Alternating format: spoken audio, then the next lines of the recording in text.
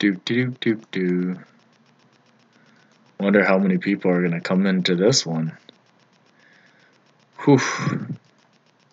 My hair is absolutely amazing. Wow, look at that.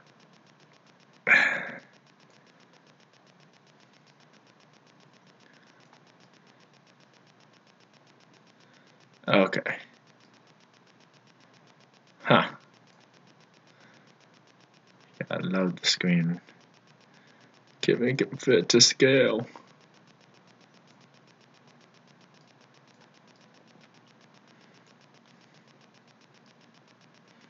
Just do that for now. It's good enough. Do. Dinosaur Army 10,000. Oh. Hello, Purple Marshmallow Man DJ. There's 2 accounts?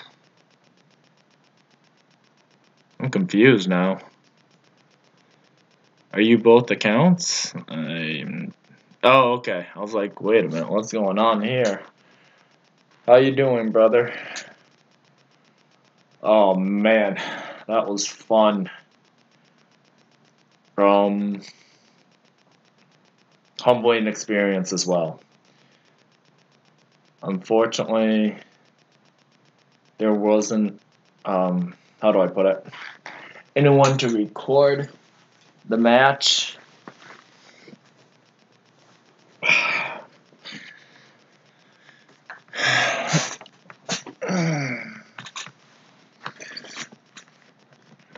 I didn't want to waste his time by trying to get everything set up. He was very limited in his time, and I wanted to respect that. I will be going up against him at another point. It was a lot of fun.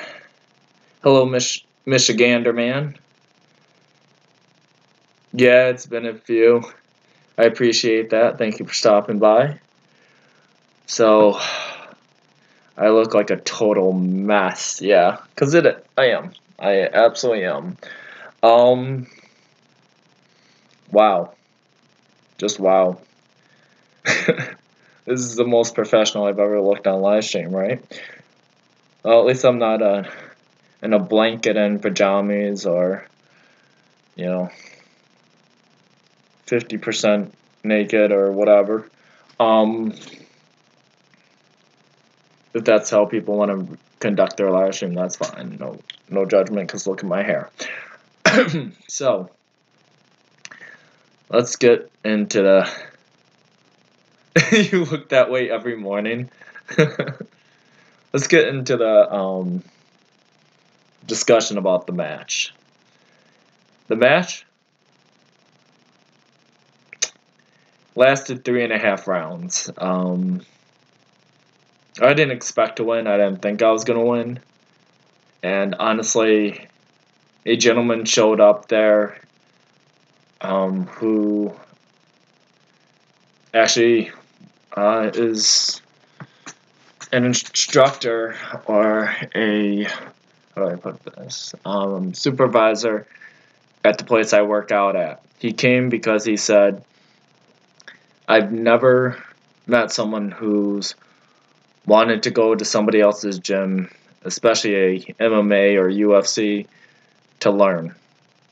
I always find people who are egotistical and who are there for money to fight.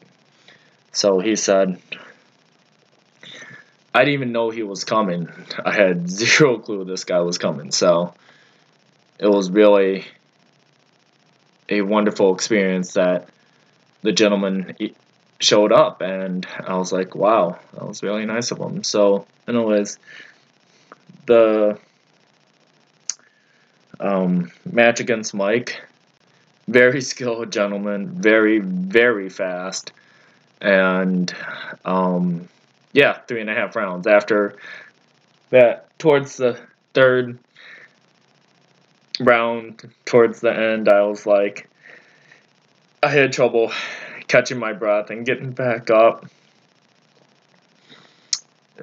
Took some serious headshots, gotta say. it was a humbling experience. At the same time, it was a lot of fun. That's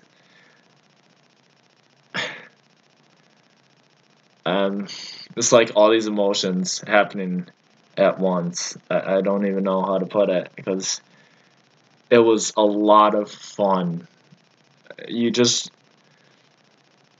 learn so much, and no matter how good you think you are, not that I thought I was ever amazing. Knowledgeable in certain areas, yes, but I mean, 3.5 rounds against a world champion kickboxer, that's not bad. And then I'm like, all right, let's go into, well, in that match also, he did get headshots in. He absolutely did. I got like maybe 1 to 3 headshots in. It was interesting how fast he was. It was just like boom, boom, boom, boom, boom, boom. It was like every direction. Luckily, I was conditioned enough in the abdomen area and chest where the blows to my abdomen and chest, or my abs and chest, I didn't really feel it. I just tensed up the muscles that I needed to there so I could absorb the punches without restricting my movement. But at the same time, it's a wear down. It's a wear down because you're tightening your abs and you're getting punched at the same time. So you're losing your stamina, your ability to breathe, and no matter how much you want to dodge, he's a world champion. So he he just kept going at it, and then he kept headhunting, and that's perfectly fine. Really wish I could have recorded it. We will record it next time. I'll have it set up. I'll show up earlier. I made it like 10-15 minutes before the match started because I had to find the place. But it was, oh my gosh, it was so fun. Then we went into grappling because I'm like, all right, these gloves are restricting my grapple. And I had to remember that I couldn't use my forearms or elbows or knees or whatever because this was 1K rules. So it was pretty much, yes, you can punch to the head and kick to the head. At the same time, I'm not going to knee somebody to the head. I'm not going to knee him to the face. He's not going to do that to me. So with grappling, we just kept throwing each other. It was he put me in some chokeholds. I think he got me into 2 chokeholds, and I had to tap out of both. The rest, we just kept throwing each other around. One of the biggest things... Oh, I'm not gonna cry, bro. This is just... it was an emotional experience because it was just so surreal. It was amazing, though. The amount of honor, respect, and friendship that we have after just beating each other up, I guess is the way of putting it. We both learned something, and, well, learned many things. And I was just so humbled by him. Again, I wasn't there to fight to win. I was there to learn. And people have said, oh, you can win it. I'm like, I'm not in to win it. If it happens, it happens. If I happen to drop him, okay. But I wasn't in it to go for a kill. I mean, this is much different. This is just sparring. It is real hits, but it's not to the point where it's devastation. You break the person in half kind of hits.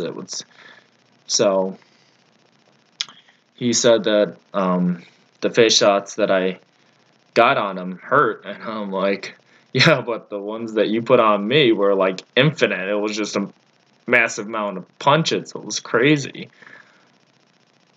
So, I mean, live and learn, right? So we are going to have other matches. I do want to respect his time and the people that were there, which were the people he was training. So I didn't want to go grab my phone, and turn it on, and out of the respect for the few that were in there, one, I didn't want to show them, and two, I wanted to respect the gentleman's time for even allowing me to come to his ring and humbleize me. So, as you can see, I am worn out. At the same time, no massive injuries. My jaw's good. My face, my beautiful face. No, I'm just playing. My knuckles, everything. I'm all good. I gotta say, the greatest thing about that whole experience was just being there. The fact that he took time out of his busy schedule to spar me, and while he's teaching a class as well. I just have so much utmost respect, and the fact that we are still friends to the very end, right after that fight, or whatever you want to call it, we, hit each other. He kicked my butt. At the same time, we are still really good friends, and most times, and I've seen it, most times the rivalry comes in, and then it becomes, oh, I could have done this and that to you, or just stupid stuff. We bowed many times to each other, we thanked each other, and we moved on, got in our cars, and went home, or wherever he decided he needed to go. So, just that right there, that's what I believe martial arts should be about. Yes, there's a self-defense aspect, but when it comes to just being humble and being respectful and things like that, here's two different worlds. He's doing it for a living, and yeah, he's making money off it. I'm doing it just for the experience. I'm doing it because I want to further my own skills and knowledge. At the same time, I don't do it for money. I don't want to do it for money. He is, let's people want to put this on a scale. He would be 6 levels above me. Like, he definitely knows his stuff, and even though I got punched, I was able to shift my hips into my hits, and he said I could hit hard for the punches I did land, but at the same time, I mean, I could train and train and train and train, and maybe I would be as good as him, maybe better, or maybe not even close to him. But you know what? Doesn't matter to me. What matters to me is that we still had the respect and honor to bow afterwards, thank each other, shake hands, be brothers afterwards. And for that gentleman to show up just to watch the match, I thank his time too. That was absolutely amazing. He didn't have to do it, but again, stating that he knows that I'm a martial artist. He knows that I do crazy, wacky, non-conventional workouts. He didn't have to show up, but he did, because, again, he stated that he's never seen somebody show up to somebody else's gym out of honor and respect and wanting to spar to learn. It's always for egotistical reasons and to make money. So, the only reason I put out the world champion, yeah, it's quite a title, and I will promote my friend to the very end. Mike is an amazing, amazing gentleman and an amazing fighter.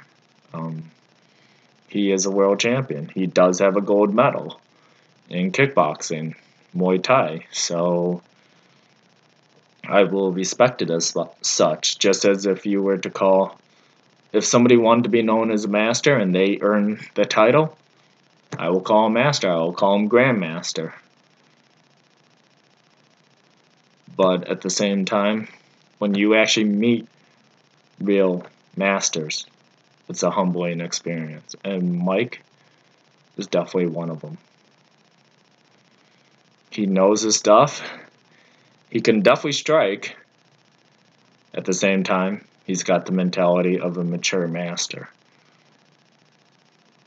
So, huge recognition to Mike and David. That was the gentleman who showed up. So, alrighty, let's see. Oh, hello, Chris's World. It's all you and Lin UJ's Khan's live stream. Thank you so much for supporting that gentleman. He is absolutely awesome. Let's see. Yeah, I could have been in a lot rougher shape. I mean, no broken bones, no broken chest, no broken anything. So I'm good. I mean, I could actually bounce around and maybe go for another round, but I want to respect his time, and it was a lot of fun. So we'll do it again shortly. Not exactly sure when, but I also want to go say hi to the local Ninja Warriors soon, and that I will definitely bring my phone for and record some of that. So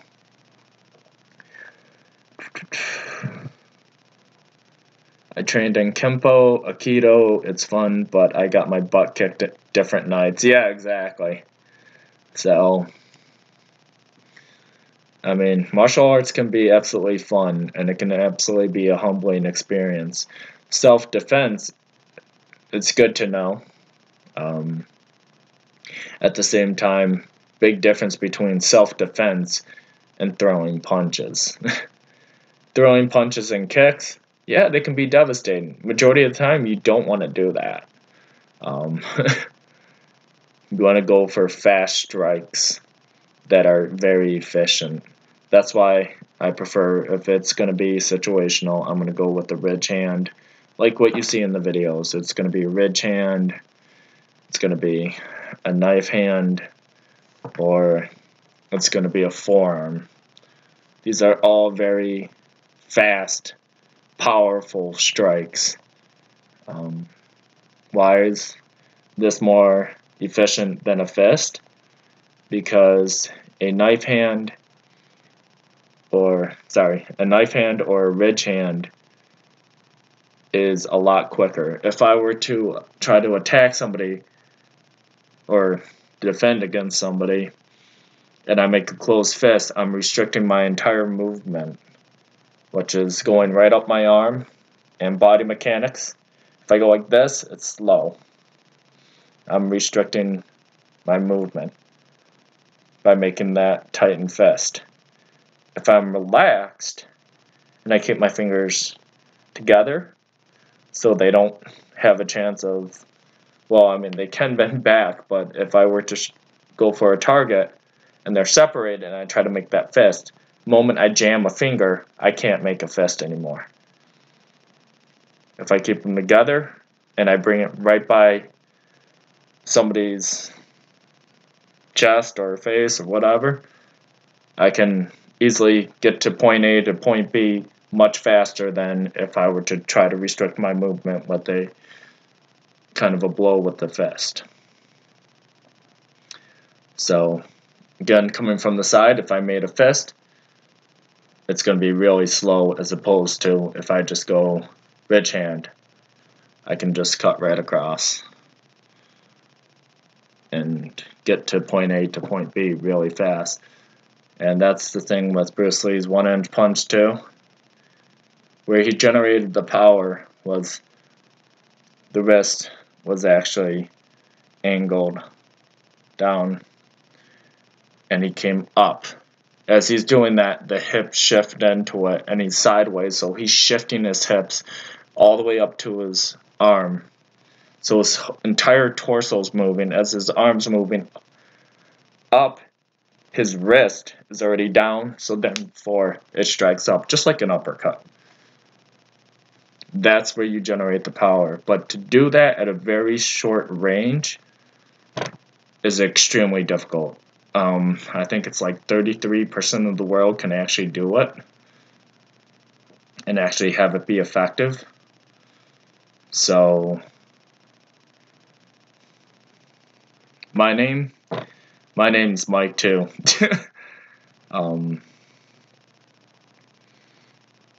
Clement Nicholas, hello, welcome to the stream.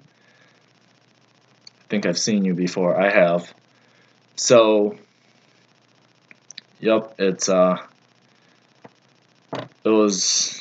am tired. I'm exhausted. Also, happy Mother's Day to all those mothers out there for tomorrow. Another wonderful gentleman who knows what I'm talking about is Crazed Missile, who's been with me since day one of Black Ops 2 when I met him there. Please make sure to show him lots of honor and support. He's also a martial artist and parkour crazed maniac. Running on rooftops with a Santa suit. My gosh, that video, priceless.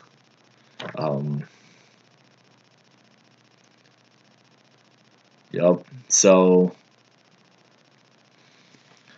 remember, everyone, there's two different aspects to martial arts. You have your self-defense, which is not pretty at all, and it's not made to be. It's made to escape. Escape or kill or be killed. That's pretty much the reality of self-defense. You use anything and everything to either escape or protect yourself or somebody else. As for the other side, which I believe more towards, because if people want to learn self-defense, as David said, this is the Krav Maga gentleman, not the one that showed up today, but the Krav Maga gentleman, whose link I have in the description, the only gentleman. If you want to protect your kids, your family, your friends, self-defense without the martial arts way of life, perfectly respected. I respect that 100%. If you're using it for egotistical reasons, I highly suggest you go learn the ways of the martial artist before you try any of that, because you will get your butt kicked and you will be either humbled or really angry afterwards. But at the same time, look at Bruce Lee. Where did he start off? I'm going to tell you. He was not the nicest guy. He was very egotistical. Many people did not like him. When he went to Ip Man for the first time and said, "Will you train me?" his so-called master, Ip Man said, "No. You are too egotistical and I will never train you." Well, again, Bruce Lee traveled the world, learned fencing. Fencing. Why would he learn to be light on his feet? From every type of sport, martial arts out there, you can learn something. People say, "Oh, wrestling, it's only..." Oh, guess where grappling came from? Guess where balance came from? Tripping your opponent while still being able to stay up. Aikido. Think about it. Balance is extremely important. You get thrown off your balance, you're going to have a tough time. And in one of our matches today, I let Mike get on top of me, and I wanted to I actually tried the theory of trying to overpower him with strength. Nope. Got choked out. I tried to overpower him with trying to drop one of his arms. Nope. He just repositioned his arm. So remember, yes, size does matter. Whoever says it doesn't, it does. It absolutely does. Plays a huge factor. However, that's where skill comes in. If you're very skilled and you go for either pressure points or joints, then yes, you can. It doesn't matter how strong you are. It's just like if somebody were to kick your hip in, that would be really hard, but, amount of force that somebody can kick, especially martial artists, if they break your hip, that's the foundation to your entire body right there. They break your hip, you're dropping to the floor. There's no ifs, ands, or buts about it. A kick can come as fast as a swing of a baseball bat, and with the power of one or more. So remember that. Size does absolutely matter. But so do pressure points, and so do focal points on the body. If I take you down on a joint, so if I were to go for your legs, and that's what UFC fighters do, that's what MMA fighters do, they weaken the legs. Why? Because the upper torso is not going to stand that. They're going to drop to the floor. So it is harder with a much bigger person. It is very hard to overpower somebody if you're, let's say, 100 pounds and they are 300. Yeah, of course. I mean, let's be logical and realistic. One, you have gravity working against you. Two, as someone put it, you go up against you put a 100-pound black belt, let's say, even a third-degree black belt against a football player, a professional football player. They are going to get hurt. Not the football player. So, the football player is just going to beast mode whatever TKD or whatever martial arts that guy knows. That's reality. Things happen in the blink of an eye, and the moment you get your eyes off the target, it's over. That is reality. Somebody comes up behind you, smacks you in the back of the head, or hits you with something, you lose vision. Your body tenses up for that moment and freezes. In that moment, things happen. That's how kidnaps work. That's how, and, so there is a way to train your body to not freeze up. Happens in wars all the time. The body freezes. First time they see combat, body freezes. How do you get past that? You train. You teach your body through repetitive reflex situations.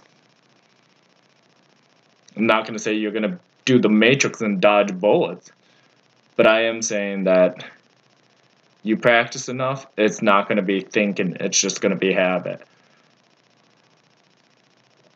So, please remember, martial arts, do not get that confused with superhuman abilities. There is no superhuman abilities. There's body mechanics. There is a mindset that can be absolutely stronger. However, the body is durable. When it comes to certain points on the body, it is not. You get your chest smashed in by a baseball bat, you're going down. I don't care who you are. You could be the biggest football player in the world. You're going to go down. Speed absolutely does play a factor. But if you do need some power behind it, because someone can tap you like 500 times. If they can't do anything but tapping you, like his body hits, I honestly did not feel. My adrenaline was rushing. My core was pretty solid. I did not feel his body hits. His headshots, though, the disorient, the coming from front, left, right, whatever, just constant. You notice that, and even a tap, the moment you lose your vision, you freeze. So, how you learn how to protect yourself against these kind of situations in real life? Self-defense classes. Going to be 100% honest with you. Self-defense classes. This stuff that you see with Qigong and stuff you see in movies of jumping off walls with a knife and just twirling it and all that. Why? It's flashy, it looks cool, but those are the movies. You start flashing, twirling a knife and showing somebody that you're actually really skilled with the knife, what's going to happen? They're just going to call over more people. Or they're going to find somebody who's just as skilled or more. Or they're going to just use the nearest object that will keep a distance from you. Staying and fighting to show off, even in a stupid school street fight, whatever, is really dumb. Again, you don't know who's around you. You don't know who's watching. As soon as those cameras go off, everyone takes their phone, puts it in their pocket, walks away. After you've knocked out whoever with your fancy, smashy moves, your guard is down. For that split second, your guard is down. Now what? Everybody else is gone. Their friends are coming in. Or the crowd moves in on you just watching the fight. You get stabbed in the back. But because the whole crowd is surrounding you, nobody notices who stabs who. These are real life situations. It does happen. And if you're surrounded by a bunch of people, where's the corner to make sure people don't get behind you? There is none. You're pretty much shark bait around sharks. And they're all disguised. You don't know which one's friends with the guy that you just knocked down. Being egotistical will only get you killed or seriously hurt. Protect yourself. Protect those that you care about. Get the heck out. Trying to show off on YouTube with your martial arts? Let me tell you a quick video that the Krav Maga master, or I should say coach, because he doesn't like the word master, coach put up on his Facebook. 4 gentlemen with machetes surrounded a martial artist. The guy knew how to fight. He absolutely did. He took down one, he took down the second, he kicked a machete at the wrist of a guy. Great, wonderful. What did he do after? Once they were all on the ground, what did he do after? He stayed and fought. He got a big head. Oh, I can take these guys on. They need to be taught a lesson. Well, as soon as the guy flipped his machete, and I'm sorry if you have kids around, please move them off to this another room. This is going to be a very real topic. The guy flipped his machete around. The martial artist decided to kick towards him. He nicked his Achilles tendon. The martial artist fell to the ground and was swarmed like sharks at a feeding fest. They ended him. This isn't the movies. He's not coming back. His ego got in the way, and where he should have left when they were all down, run, yell for help, anything, he stayed and decided to teach him a lesson. Well, the lesson he was going to teach, they taught him.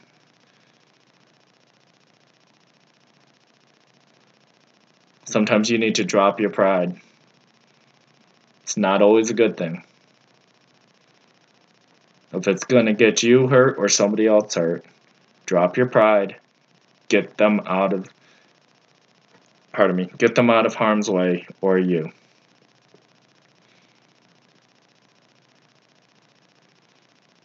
Just informative advice. But it's advice. Not telling you what to do. You do you, booze. I'll do me. But, oh man, that was quite an experience. Definitely gonna go back to grappling though. That was a lot of fun. But yes, you definitely can't win against a chokehold with brute strength. Just not gonna happen. Leverage will win.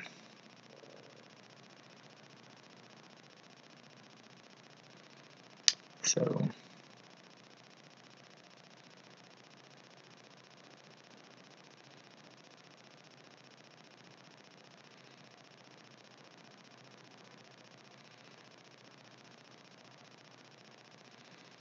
yep.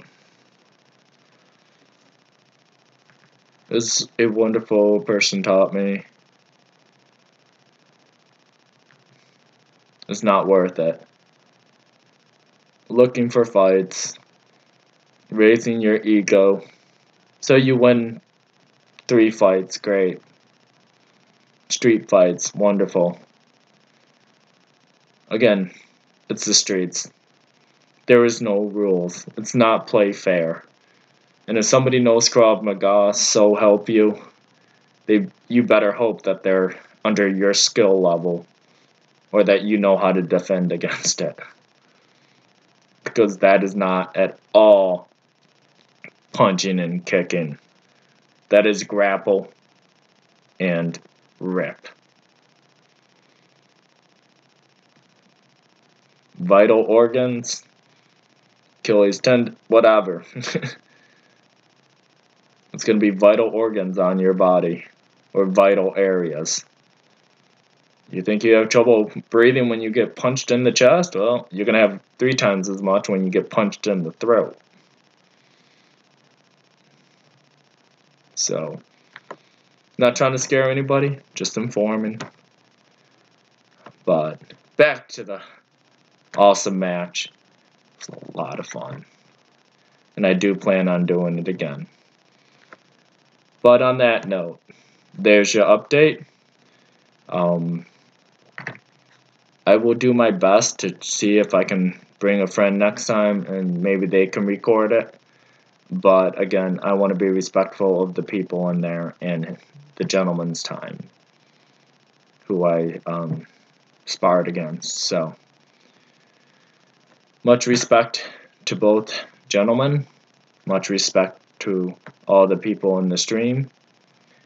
And can't wait to see you all in your live streams.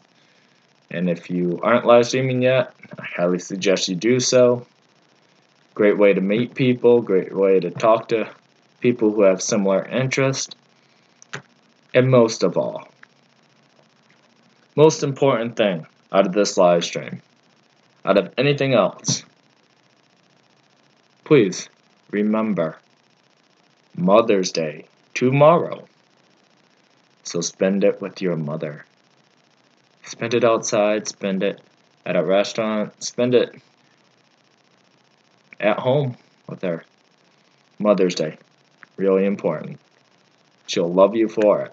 She'll love you regardless, but especially Mother's Day. Honor, respect your family, especially your mother. Alright, so Makoto's Asian's words, hashtag teach peace. This channel's words, hashtag be a tree. Don't know what that means? Please go and check out the other live streams or videos now to understand what it means. Also, we'll be uploading some more workouts and new, entertaining, I guess, obstacles. So, everyone, have a wonderful morning, afternoon, and night. And don't forget Mother's Day tomorrow. Peace. Haha, I'm still here. Okay.